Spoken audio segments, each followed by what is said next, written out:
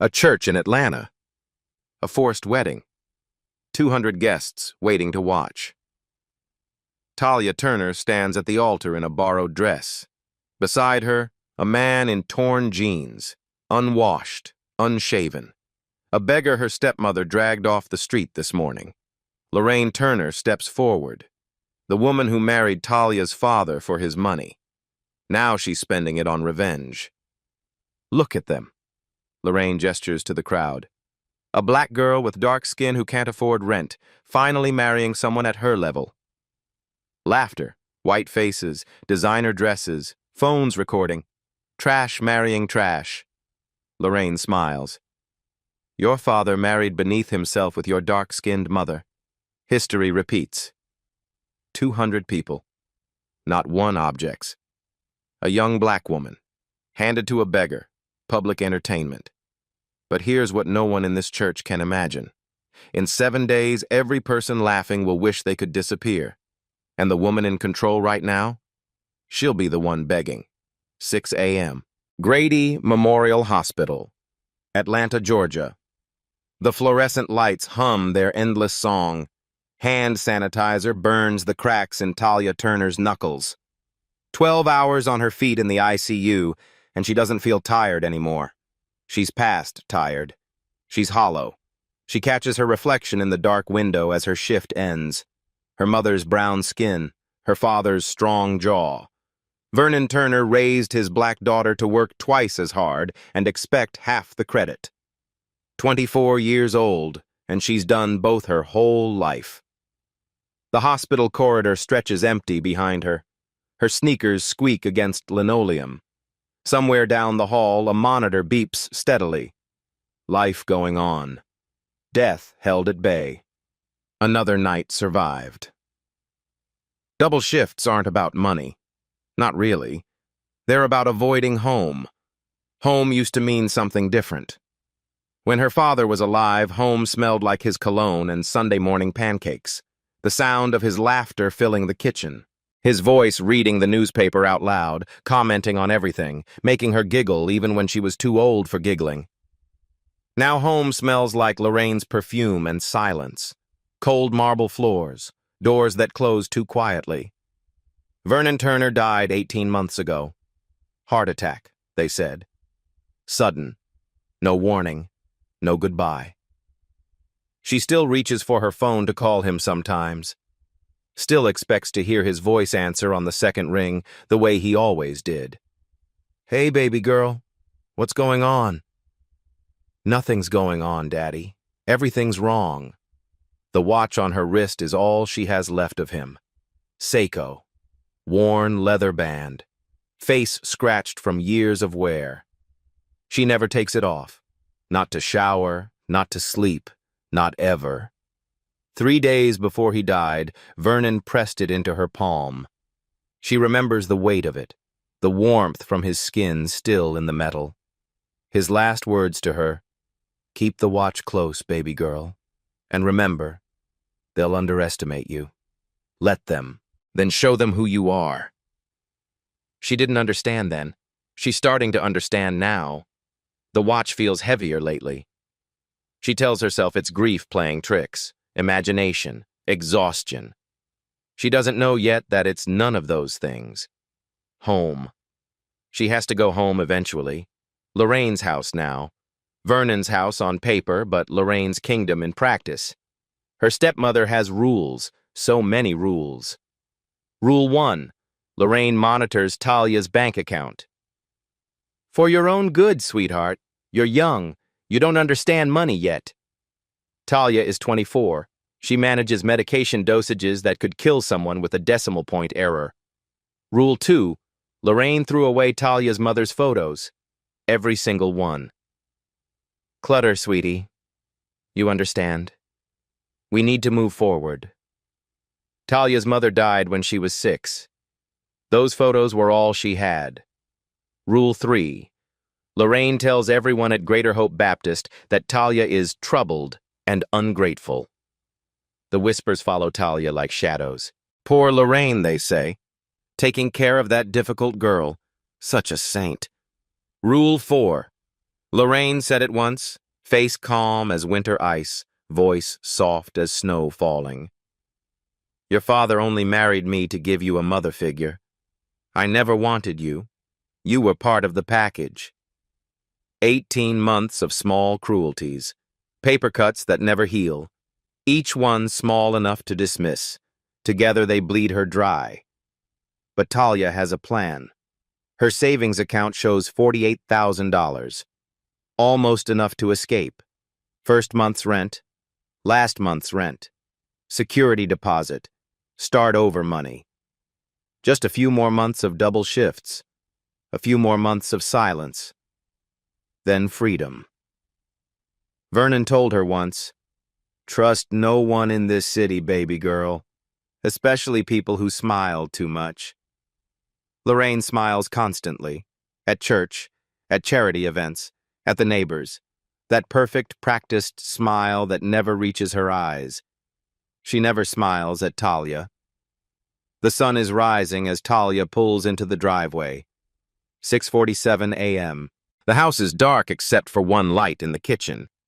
Lorraine's up early. That's unusual. Lorraine sleeps until 9, minimum. Beauty rest, she calls it. That's never good. Talia sits in the car for a moment, touches her father's watch. The worn leather, the scratched face, the steady tick against her pulse. Keep the watch close. She doesn't know it yet, can't possibly know. But in 7 days, everything will change. The woman in handcuffs, the jet on the tarmac, the congregation that laughed, suddenly silent with shame. 7 days. It starts today. She opens the car door and walks toward the house. Saturday morning, Greater Hope Baptist Church. The annual charity brunch fills the fellowship hall with perfume, pretense, and the particular kind of cruelty that hides behind Sunday smiles. Ceiling fans turn slow overhead, stirring air thick with cologne and competition. Someone's phone buzzes endlessly in a designer purse. No one answers it. Appearances matter more than convenience. Lorraine Turner sits in the front pew. Cream-colored dress, pearl earrings that cost more than Talia makes in a month. Perfect posture, perfect hair, perfect mask. When Pastor Ronald Hayes announces the donations, Lorraine's name comes first. $25,000 from our beloved sister Lorraine Turner. God bless her generous heart. The congregation applauds. Lorraine bows her head in practiced humility. Talia watches from 3 rows back. She does the math in her head. 25,000. Her stepmother claims they need to be careful with money. Claims that's why Talia pays rent to live in her dead father's house. Where does a widow get $25,000 for a single donation? She doesn't ask. She learned long ago not to ask. After brunch, the fellowship hall empties slowly. Women air-kissing, men shaking hands, the elaborate theater of Southern society. Lorraine finds Talia in the corner near the back door. Her grip on Talia's arm is tight enough to bruise. Her smile, for anyone watching, is perfect. Walk with me. They step into an empty hallway. Sunday school rooms on either side, dark and silent. The door closes behind them. Lorraine releases her arm. The smile disappears. "There's a man," she says. Her voice is flat, businesslike. "Homeless. Found wandering near the church. Pastor Hayes took pity on him." "Okay. You'll marry him." The words hit Talia like ice water. They don't register. They can't. "What?" "Today. This afternoon. Pastor Hayes is preparing the ceremony now." "You can't be serious. I can't just—" "You can." Lorraine's smile returns. Thin. Sharp. "You will. Your father left me in charge of this household. You live under my roof. You eat my food. You follow my rules." Talia's heart pounds against her ribs. "Why?" Why would you do this to me? Something flickers in Lorraine's eyes. For half a second, maybe less, it looks like fear. Real fear. Real. Her voice drops. Her manicured nails dig into Talia's arm again. There are people watching, Talia. Dangerous people. They want something your father had. If I give them a show, prove I'm not a threat, prove this family is broken and pathetic, maybe they'll leave us alone. Who? What people? What did Daddy? Don't. The word is a slap. Ask questions. The fear vanishes from Lorraine's face. Something colder replaces it. Something that looks almost like pleasure. Besides, she tilts her head, studying Talia like a specimen under glass. You've always thought you were better than everyone, haven't you? Harvard applications, nursing school valedictorian. That little superior look you give me when you think I'm not watching. Her smile widens, shows teeth. Let's see how special you feel married to a beggar in front of everyone. There it is, the truth beneath the fear. Lorraine Turner is scared of someone, yes. But she's also enjoying this. The cruelty isn't an act. It never was. Some people can be victims and villains at the same time. Movement at the end of the hallway. A man in a dark suit. Expensive. Tailored. He stands by the exit door, watching. He nods once at Lorraine. Then he's gone. 3 hours, Lorraine says, smoothing her dress. Get yourself presentable. I'll handle everything else. She walks back toward the fellowship hall. Her heels click against the linoleum like a countdown. 3 hours. Talia stands alone in the empty hallway. Sunday school posters on the walls.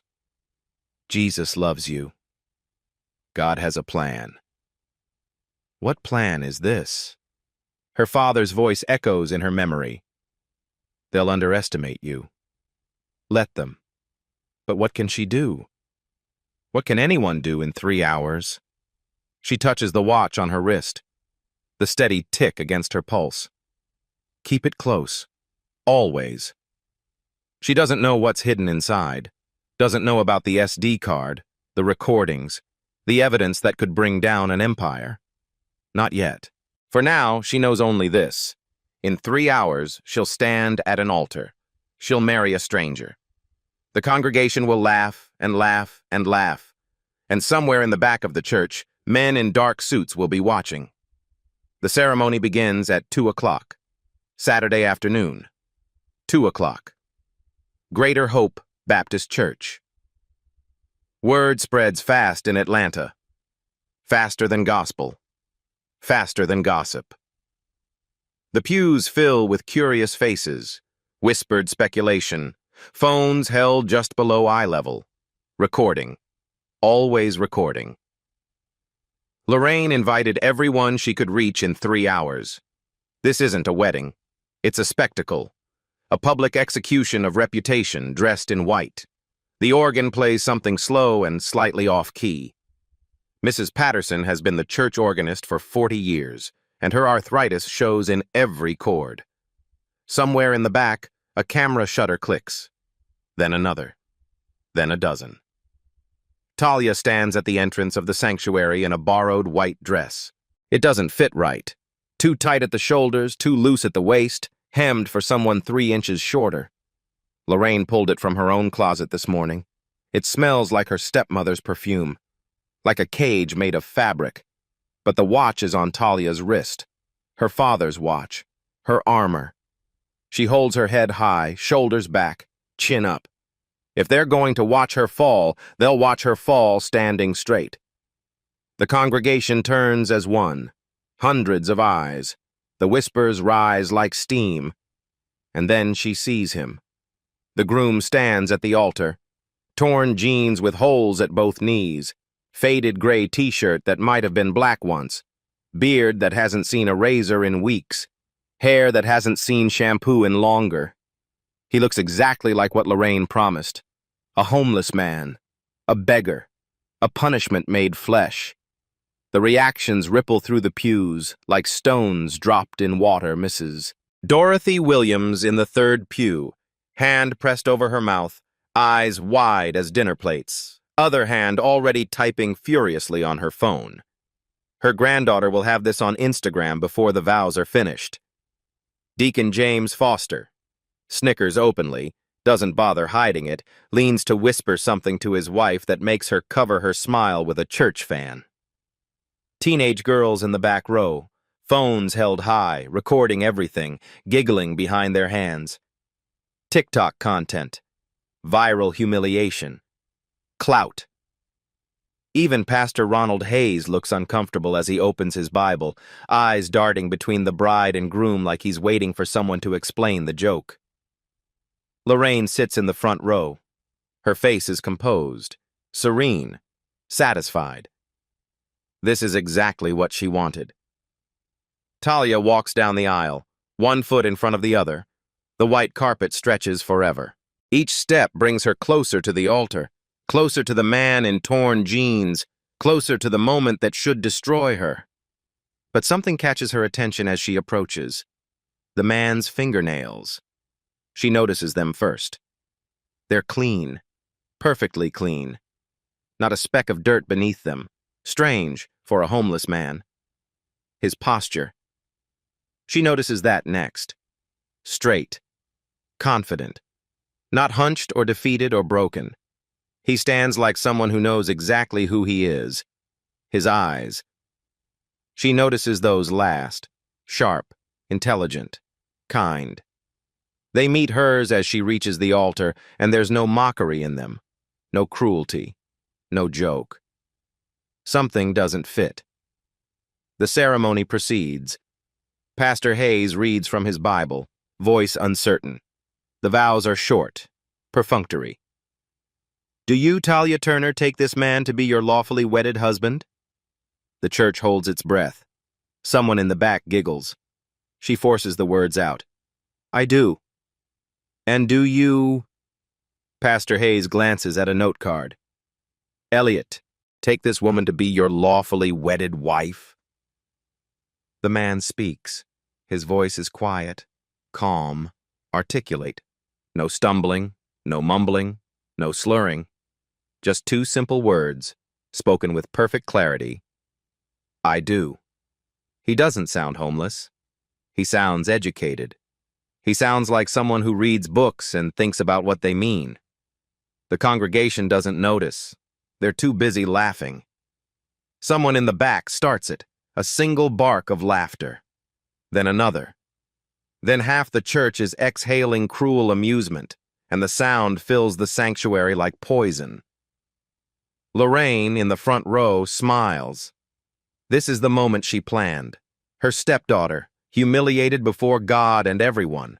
The congregation, entertained at Talia's expense. The men in dark suits, satisfied that the Turner family is no threat. Mission accomplished. After the ceremony, rain starts falling. Hard and sudden, the way summer storms do in Georgia. Everyone rushes inside to eat cake, to gossip, to share their videos, to laugh about what they just witnessed. Talia stands alone under the church awning, rain hammering the parking lot 3 feet away, the smell of wet asphalt and something sweeter underneath. Footsteps behind her. The man, Elliot, appears at her side. Without a word, he removes his faded jacket, places it over her shoulders. The fabric is thin and worn, but warm from his body. You'll catch cold. She looks at him, really looks for the first time. Why are you doing this? What do you get out of it? Right now? He watches the rain. His voice is quiet. I get to stand next to someone who walked in there with her head up when everyone wanted her to crawl. That's rare. That's worth something. Around his neck, a thin gold chain she didn't notice before. A small pendant. The letter E. E for Elliot? A pause. Something flickers in his eyes. Memory. Pain. Love. For someone who taught me what matters. So. He doesn't explain. She doesn't push. That night, after Lorraine banishes him to the garden shed out back, Talia can't sleep. She lies in bed, staring at the ceiling, replaying every moment. She finds him on the back porch at midnight, sitting on the steps, watching the rain taper off. They talk, for hours, until the sky begins to lighten. He asks about her work, intelligent questions about patient care, medication protocols, things a homeless man shouldn't know. He asks about her father. He sounds like he was a good man. He asks about her dreams. No one has asked about her dreams in 18 months. Your father sounds like he was a good man, Talia.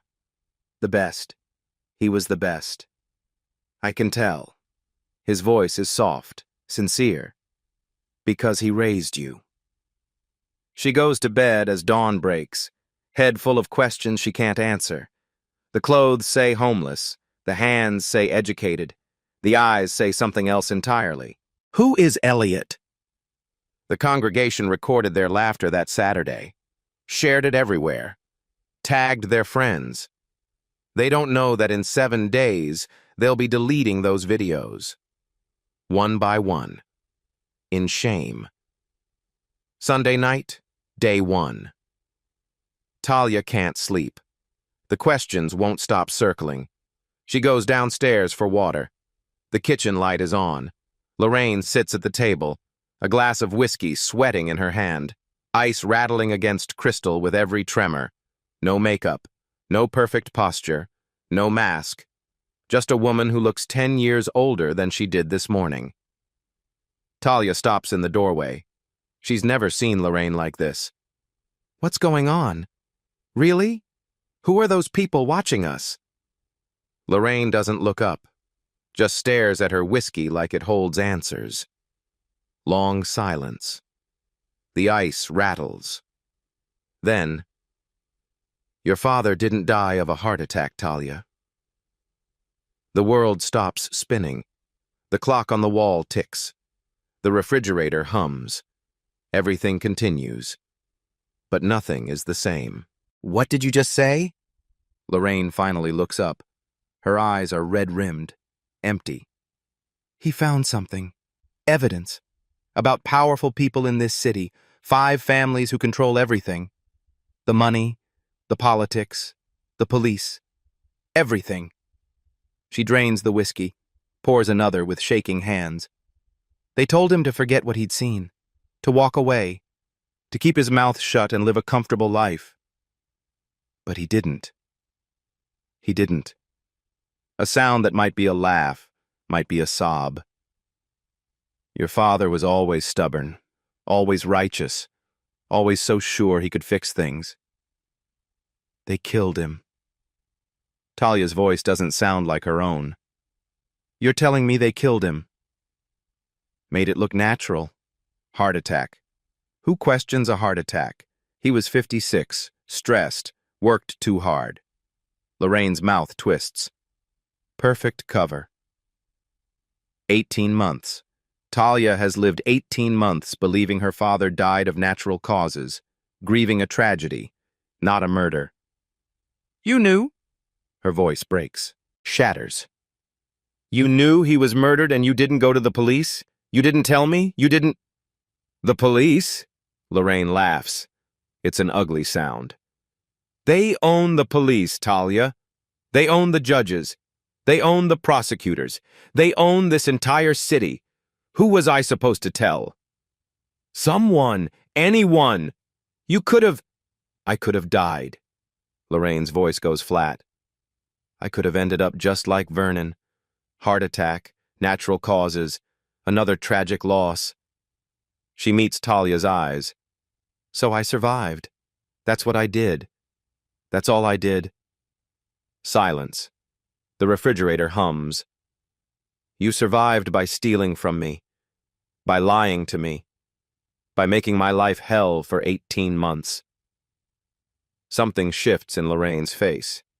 The fear retreats. Something uglier takes its place. Your father spent more time on his mission than he ever spent on me. More time in his study with his files and his secrets. More time with you than with his own wife. Don't.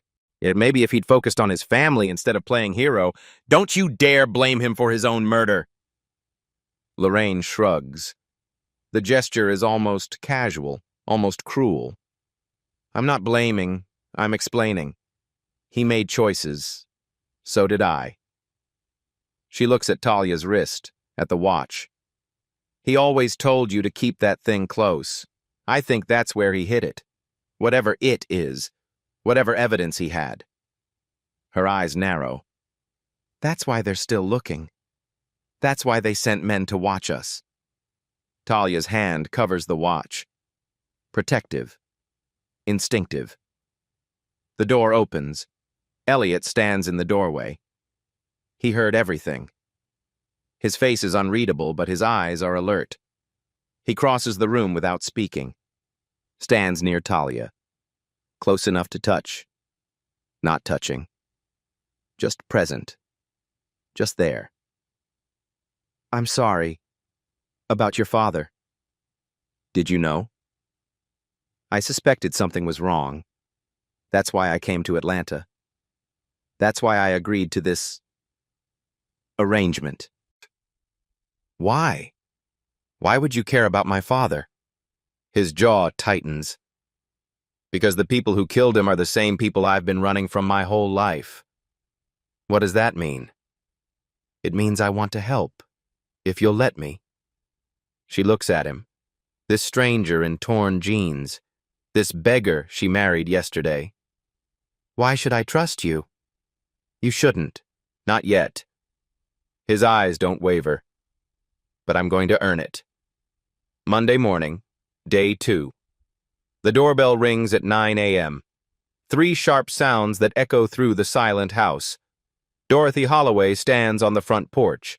Vernon's aunt, 68 years old, reading glasses hanging from a chain around her neck. Sensible shoes that have walked 1,000 courtrooms. A leather briefcase older than Talia. She smells like peppermint and purpose. Lorraine appears behind Talia in the foyer. Her face drains of color. What are you doing here? Dot's voice is calm, measured, iron wrapped in velvet.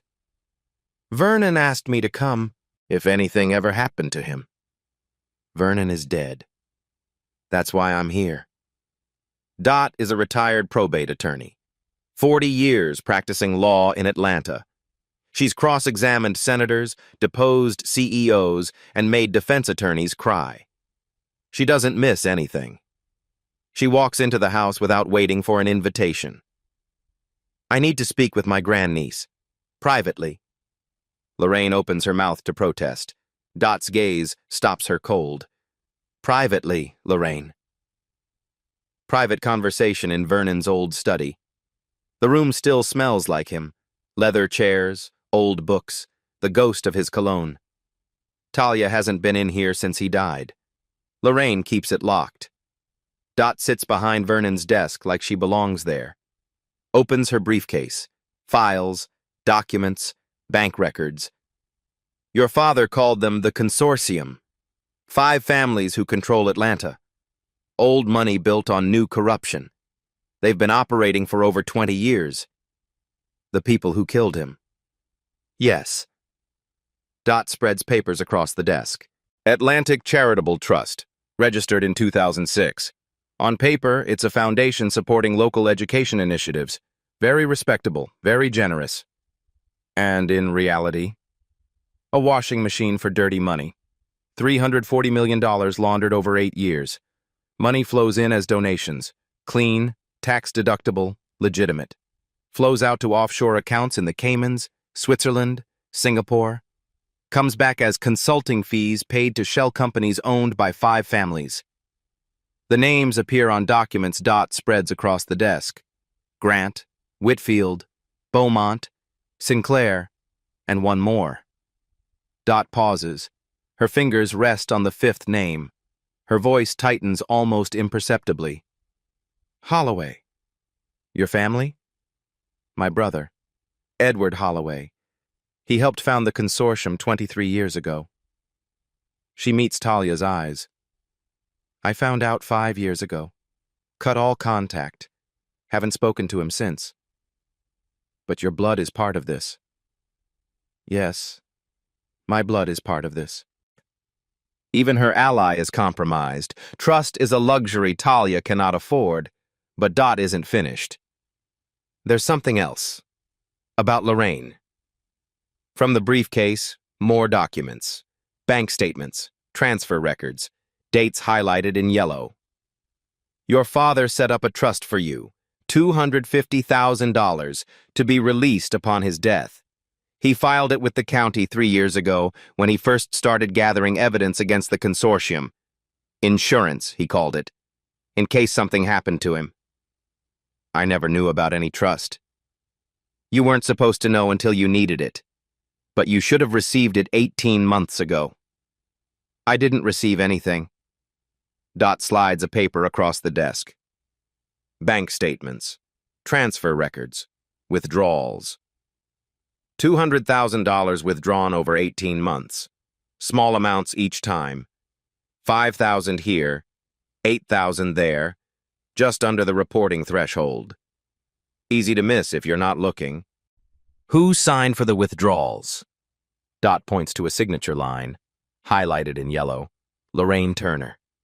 She stole from me. Talia's voice is flat, numb. While I worked double shifts, while I saved $48,000, she was stealing my inheritance. Every single month. There's more. Vernon's will, the real one, filed with Fulton County 3 years ago. The house, this house, Vernon's house, was left to Talia. Not to Lorraine, not for the family. To Talia alone. The version Lorraine filed after Vernon's death is different. Same legal language, same format, different beneficiary. She forged his signature. Dot's voice is quiet, damning. Filed a fraudulent will, stole your inheritance, kept the house that was supposed to be yours. For 18 months. For 18 months.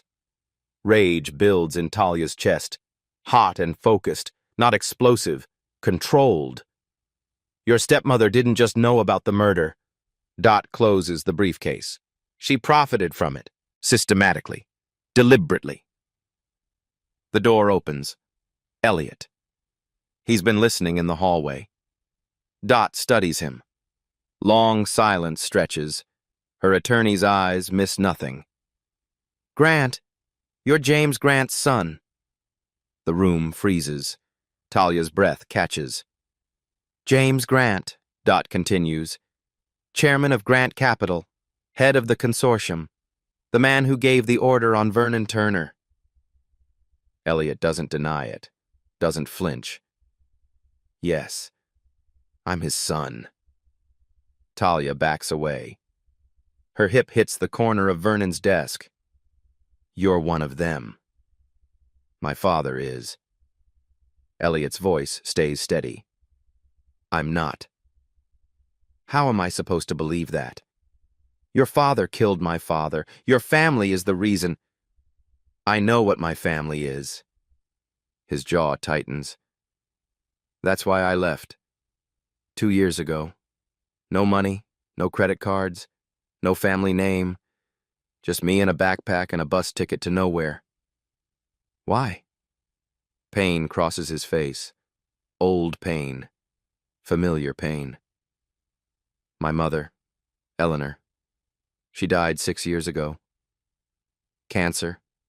Slow and terrible. But she was clear-eyed until the end. His hand touches the pendant at his neck. The letter E. She hated what my father became. Couldn't stop him. He was too powerful, too connected. But she told me the truth. About the consortium. About what they do. About who they destroy. So you ran. I ran. Far and fast. Lived in shelters. Ate at soup kitchens. Found out who I was without the money, without the name, without any of it. Dot cuts in. I had him investigated before I came to Atlanta. 2 years completely off the grid. No contact with his father. No access to family accounts. He's been living as a homeless man by choice. Talia processes. The son of her father's killer, standing in her father's study, offering help.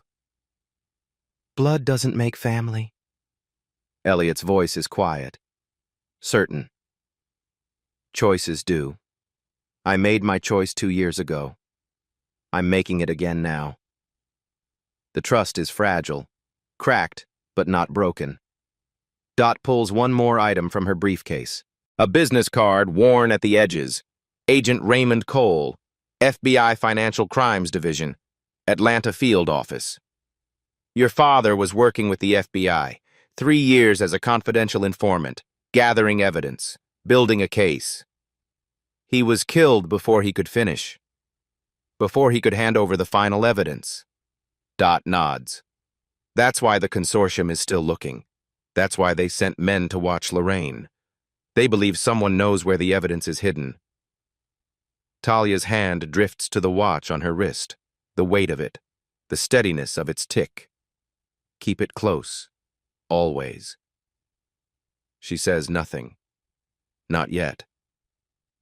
But she's starting to understand. If you've been watching this long, you already know something's coming. The evidence is close. The truth is closer. Stay with me. The watch opens soon. Tuesday ends. Day 3 begins.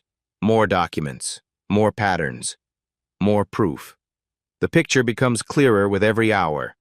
Wire transfers, shell companies, political donations that circle back as government contracts. 5 families, 12 billion in combined assets, 20 years of corruption, and Vernon Turner was about to bring it all down. His daughter is going to finish what he started. Wednesday morning, day 4. Talia comes home from the hospital at 7 a.m. 12 hours in the ICU, exhausted, running on coffee and adrenaline. Something's wrong. Her bedroom door is open. She always closes it. Always. It's the one space in this house that's hers alone. Inside, drawers pulled open, contents shifted. Closet light on. Clothes moved, examined, replaced in slightly wrong positions. Nothing stolen. But everything touched. Everything searched. They were looking for something. They didn't find it. Her hand goes to her wrist. The watch is still there. She never takes it off. Not even to shower. Not even to sleep. Downstairs, kitchen. She calls Dot's phone. Ring, ring, ring. Voicemail. Calls again. Same result. Texts. No response. Something cold settles in Talia's stomach. She drives to Dot's hotel. The Westin Peachtree Plaza. Dot always stays at the Westin when she's in Atlanta. Room 1204. Front desk. Young woman with a practiced smile. I'm looking for Dorothy Holloway. Room 1204. The clerk types, frowns. Ms. Holloway checked out this morning. That's not possible. I spoke to her last night. She wouldn't. I'm sorry, ma'am. Our records show she checked out at 6:15 a.m. Dot didn't check out. Dot was taken. Back at the house. Vernon's study. Pacing. Mind racing. Her phone rings. Unknown number. She answers. The voice on the other end is distorted. Mechanical. Inhuman. We have Dorothy. Talia's blood turns to ice. Bring the watch. Whitfield Warehouse. Midnight. Come alone. Pause. The distortion makes the words sound like they're coming from inside a machine. Or she dies. The line goes dead. Silence. The clock on Vernon's desk ticks. The world continues as if nothing has changed. But everything has changed. The watch. They want the watch. They don't know what's on it any more than she does. But they know Vernon hid something dangerous. Something worth killing for. Elliot finds her 20 minutes later, sees her face, knows immediately. What happened? She tells him. Every word. His jaw tightens, muscles in his neck cord. Did you tell anyone about the watch? Anyone besides Dot? No. Then they're guessing. They know Vernon hid something, but they don't know where. They're fishing. They have Dot. They'll kill her if I don't. They'll kill her anyway if we walk in blind. He's right. She knows he's right. How do I know you didn't tell them? The words come out sharper than she intends. How do I know this isn't some elaborate trap? Your father's people take Dot, you lead me right to them. Elliot meets her eyes. Doesn't flinch. Because if I wanted the watch, I would have taken it 3 nights ago. You sleep, Talia, I don't.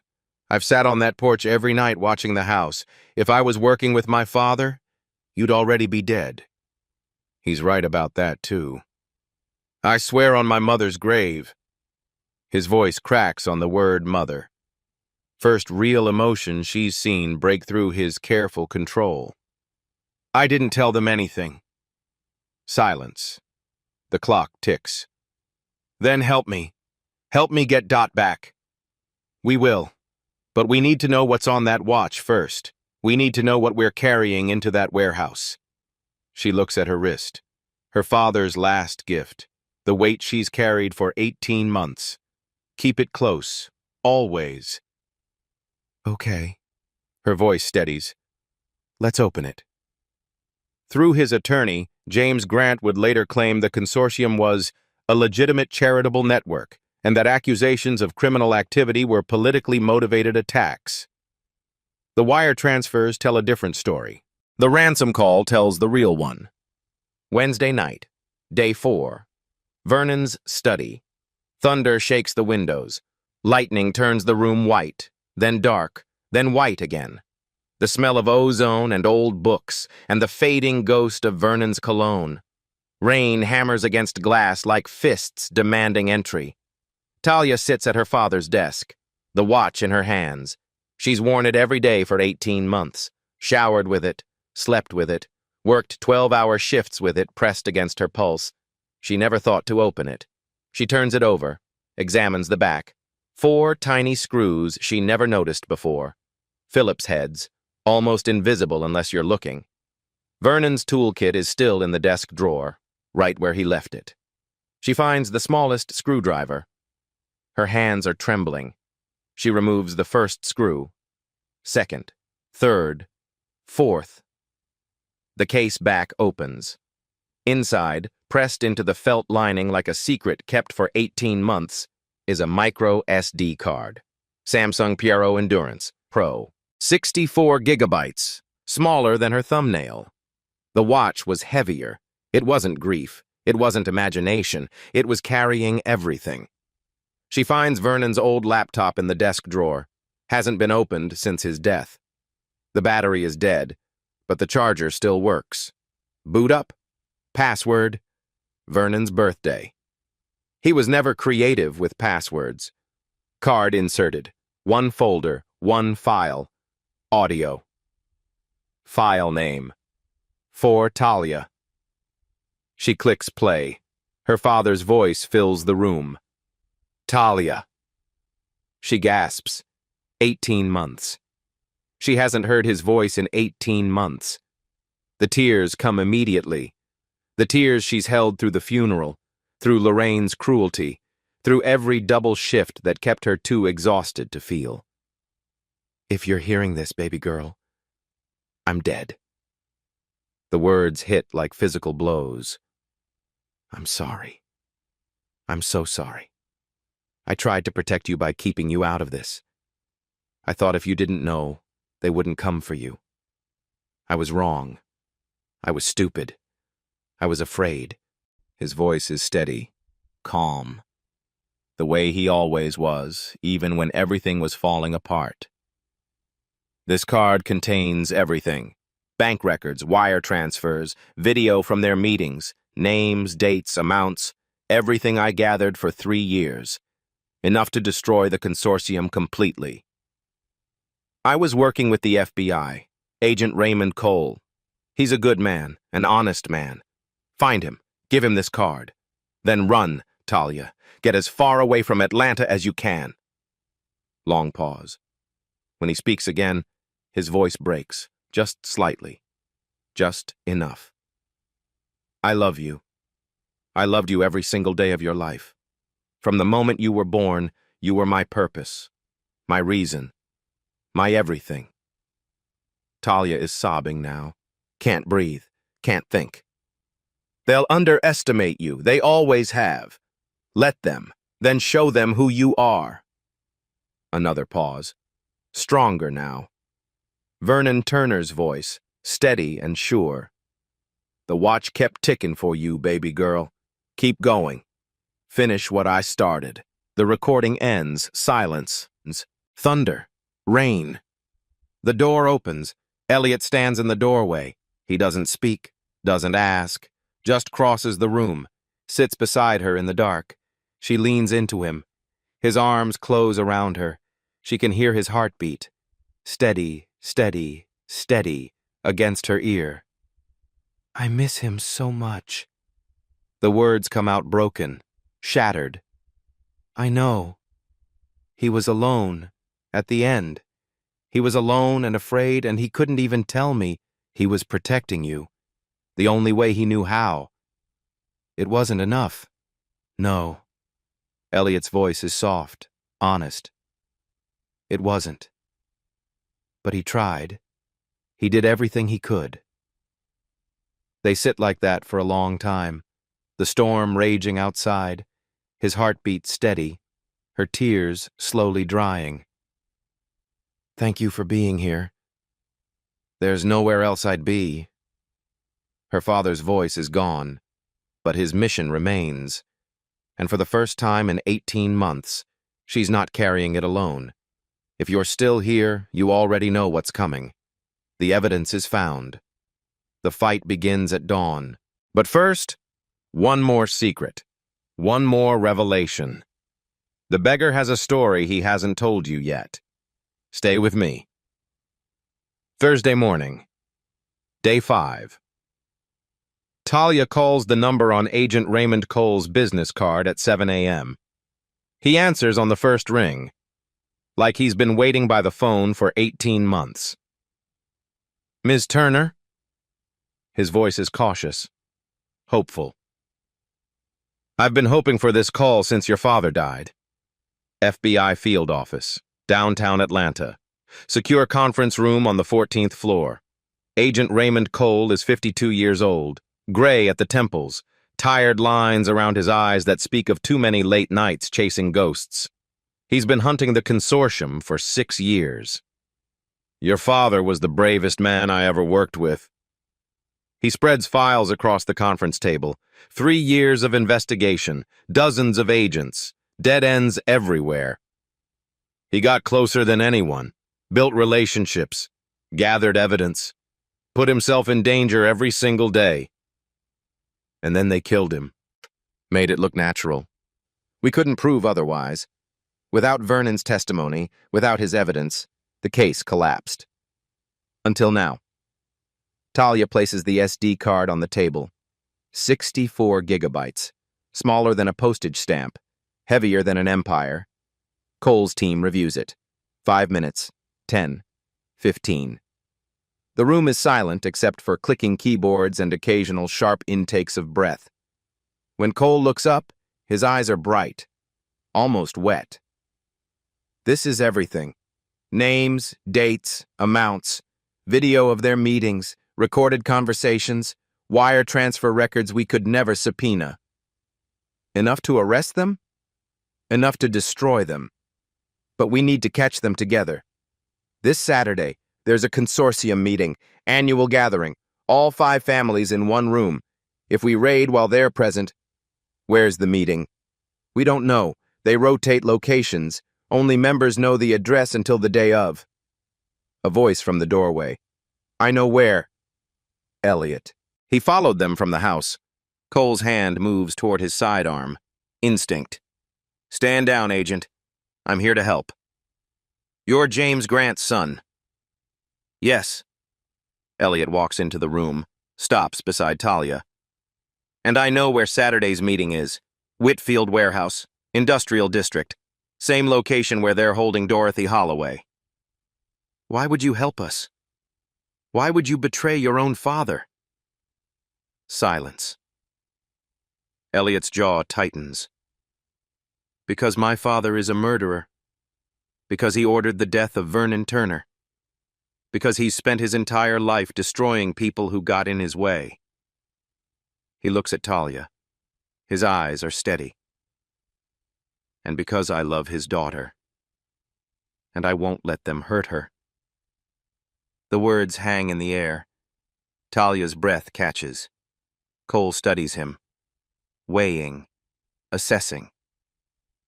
You understand what you're giving up? Testifying against your father means losing everything. The money. The name. The legacy. Elliot's answer is immediate. Certain. I understand what I'm gaining. Talia stands, crosses to him, takes his hand. First time she reaches for him, first time she chooses him. Together? Together. The plan takes shape over the next 4 hours. FBI raid, Friday night. Every consortium member in one room. Elliot will guide them to the location. Dot will be rescued. Justice will be served. The son betraying the father. For love. For justice. For a woman he met 7 days ago. Some people wait their whole lives for someone to choose them. Talia waited 7 days. Thursday night. Day 5. FBI conference room. The evidence package is complete. Every receipt, every transfer, every recorded conversation. Organized, documented, ready for prosecution. But the crown jewel is Vernon's hidden camera footage. The video plays on the conference room screen. High resolution. Clear audio. Damning. A long conference table. Expensive wood. Crystal glasses. 5 men in suits that cost more than most people's cars. James Grant at the head. Silver hair. Cold eyes. The voice of a man who's never been told no. Vernon Turner had to be handled. He knew too much. He had too much documentation. Senator Richard Whitfield nods. The Foundation can absorb additional scrutiny. We've weathered investigations before. Catherine Beaumont, smooth and reptilian. As long as there are no witnesses, no loose ends. Theodore Sinclair, oldest of the group. There won't be. Mr. Grant has assured us the situation is contained. James Grant smiles. The smile of a predator. Vernon Turner died of a heart attack. Natural causes. No investigation. No questions. The evidence he gathered died with him. Smoking gun. Admission of conspiracy. Implied confession to murder. On video. Agent Cole pauses the recording. This is more than enough. We can take them all down. But something on the screen catches Talia's eye. The list of participants. The 5th name. Holloway. Edward Holloway. Dot's brother. If this goes public, Dot's entire family is destroyed. Her nieces, her nephews, her brother's children. The Holloway name in Atlanta, ruined for generations. Can we... Talia hesitates. Can we exclude one family? The Holloways? For Dot's sake? Cole shakes his head. All or nothing. The case falls apart if we start picking favorites. Either everyone goes down, or no one does. She thinks of Dot. Kidnapped. Beaten. Still fighting. She thinks of Vernon. Murdered. Silenced. Still speaking through that SD card. All of them. Every single one. Later. The hallway outside the conference room. City lights of Atlanta spreading below the window like scattered diamonds. Talia finds Elliot alone, staring at the lights, lost in thought. Your mother. She stands beside him, their shoulders almost touching. You mentioned her earlier, the pendant you wear. What happened to her? He doesn't answer right away. The silence stretches. She died 6 years ago. Cancer, slow and painful. Slow, but she was clear-eyed until the end. Clearer than she'd ever been. I'm sorry. She hated what my father became, hated the consortium, hated the lies and the corruption and the bodies buried under all that money. His hand touches the pendant. The letter E. She couldn't stop him. He was too powerful by then. But she prepared. Prepared how? He turns to face her. His eyes are serious, vulnerable. When my father is arrested, or when I turn 28, whichever comes first, I inherit her trust, completely separate from Grant Capital. Money she saved, investments she made, accounts my father can't touch. How much? $80 million. Talia stares. Including a Gulfstream G650. $50 million. Tail number N550EG. A ghost of a smile crosses his face. Her initials. Eleanor Grant. She bought it 3 months before she died. Left it to me specifically. The beggar. The homeless man. The stranger in torn jeans who slept in a garden shed. He has a $50 million jet. Why? Her voice is barely a whisper. Why didn't you tell me? Because I needed you to see me first. Not the money, not the jet, not the family name or the inheritance or any of it. Just me. And if I'd never found out, then I'd have known your love was real. Silence. The city lights sparkle below. Elliot. She takes his hand, intertwines her fingers with his.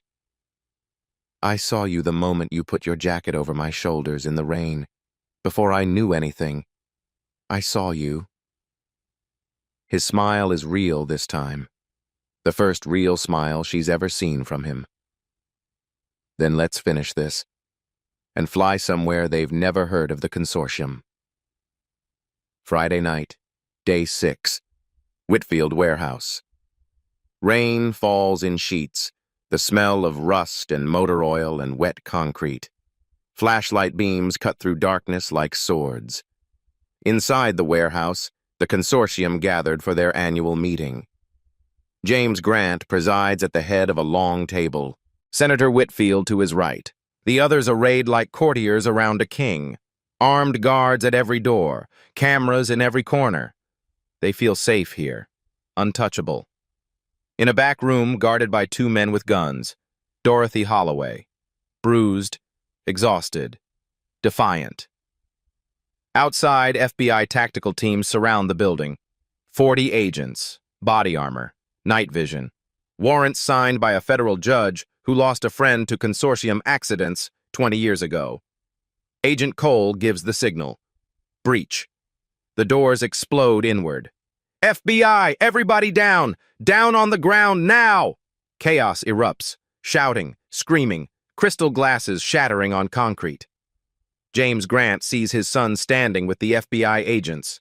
Elliot, clean-shaven now, wearing a tactical vest with FBI written across the chest. His face cycles through emotions.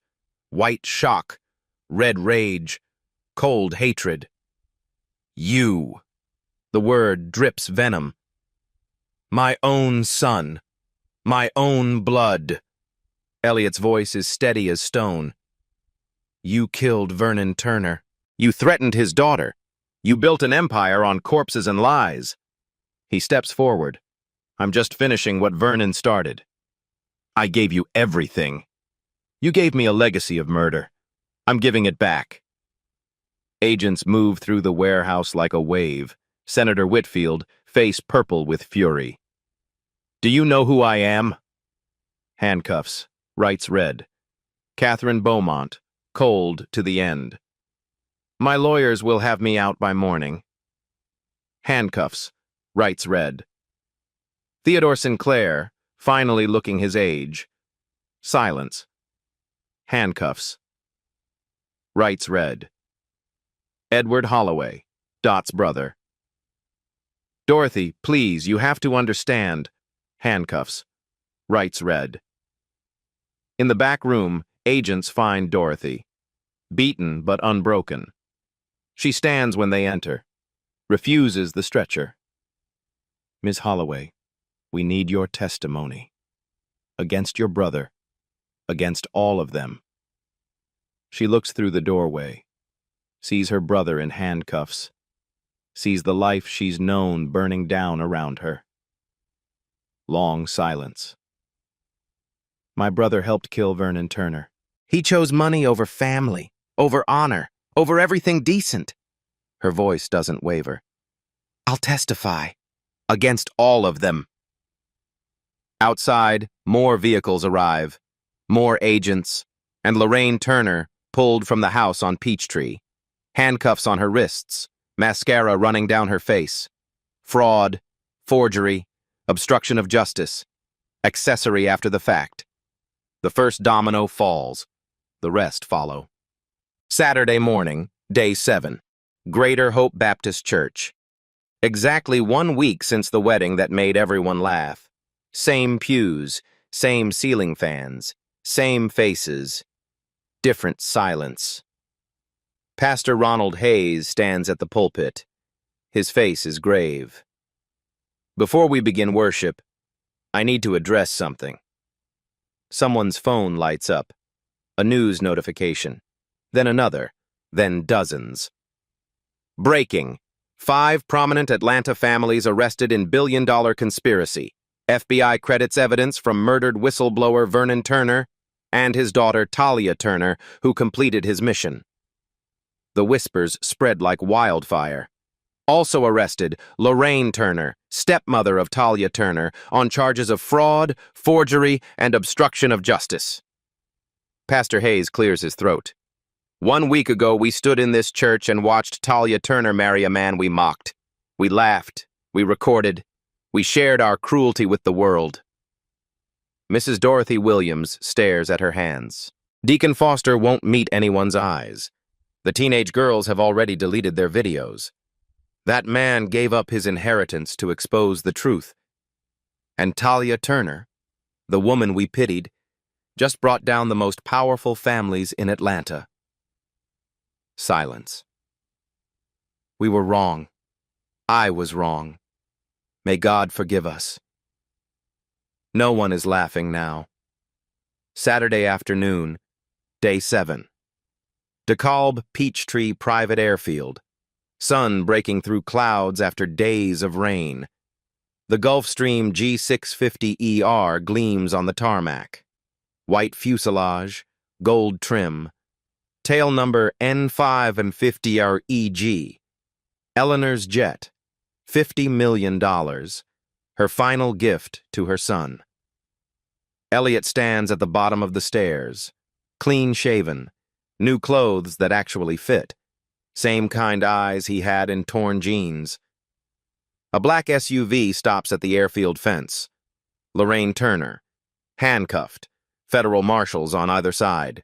She asked them to stop. Begged, actually. Just for a moment. Please. I need to see. Through the chain-link fence, stepmother and stepdaughter lock eyes. Lorraine's face is hollow. Makeup smeared. The mask finally gone. Talia stands on the tarmac. Father's watch on her wrist. Head high. She doesn't wave. Doesn't speak. Doesn't need to. The moment stretches. 7 days compressed into a single look. Then Talia turns. Takes Elliot's hand. Walks up the stairs. The stairs retract. The engines roar to life. Lorraine Turner watches her stepdaughter board a $50 million jet with the beggar she was supposed to marry as punishment. The jet taxis, turns, accelerates, lifts off. Lorraine watches until it becomes a speck, until the clouds swallow it completely. Inside the cabin, leather seats, champagne untouched, sunlight streaming through oval windows. Talia looks at her father's watch, still ticking. Always ticking. Vernon's voice in her memory. They'll underestimate you. Let them. Then show them who you are. She showed them. They called him a beggar. They laughed at her wedding. They're not laughing now. If this story reminded you that what you see isn't always what you get, subscribe. Share this with someone who's been underestimated. And remember, karma doesn't forget. It just waits for the perfect moment.